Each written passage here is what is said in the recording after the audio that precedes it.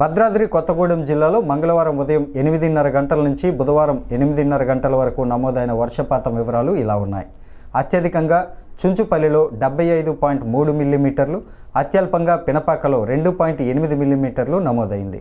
చుండ్రుకొండలో 60.5, భద్రాచలంలో 60.0, లక్ష్మీదేవిపల్లి, అన్నపరెడ్డిపల్లిలో 55.0, దమ్మపేటలో 51.5, సుజాతానగర్లో 51.0, అశ్వారావుపేటలో 41.5, చెర్లలో 29.0, జూలూరుపాడులో 24.0, ఇల్లందులో 22.0 మిల్లీమీటర్లు నమోదైంది.